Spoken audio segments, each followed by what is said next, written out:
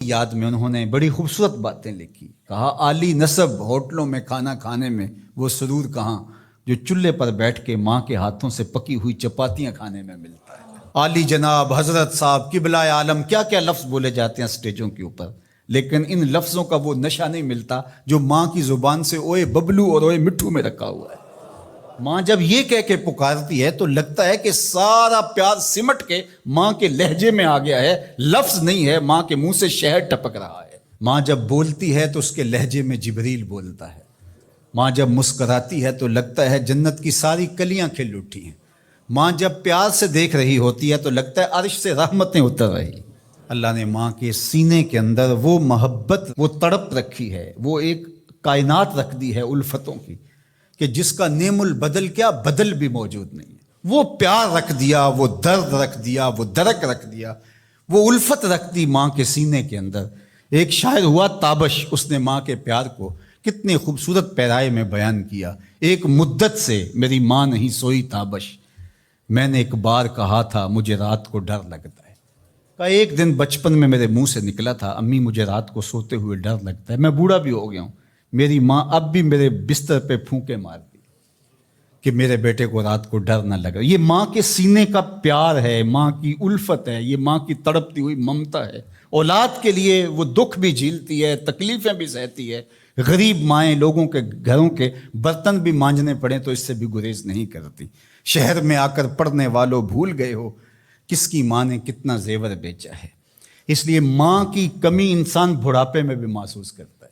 کبھی ایسا نہیں ہو سکتا کہ انسان کہے کہ کوئی بات نہیں اب میں بڑا ہو گیا، مجھے ماں کی کمی محسوس نہیں ہوتی. بوڑھا بھی ہو جائے انسان جو ہے وہ سب سے اونچے منصب پر بھی بیٹھ جائے، میں اور آپ کیا، میری اور آپ کی حیثیت اور اوقات ہی کیا. امام الانبیاء حضور ختم المرتبت صلی اللہ علیہ وآلہ وسلم حجرہ انور سے نکلے اور جو ہی حضور نبی رحمت صلی اللہ علیہ وآلہ وسلم مصلی پر تشریف فرما ہوئے تو حضور کو دیکھ کر کے تمام صحابہ ادب سے کھڑے ہو گئے. جو ہی یہ امٹتا ہوا پیار دیکھا تو حضور کی نظر پلٹ کے کئی سال پیچھے چلی گئی اور ابوا کی وادی میں اپنی ماں کی قبر پہ کھڑا ہوا اپنے آپ کو پاتے ہیں حضور.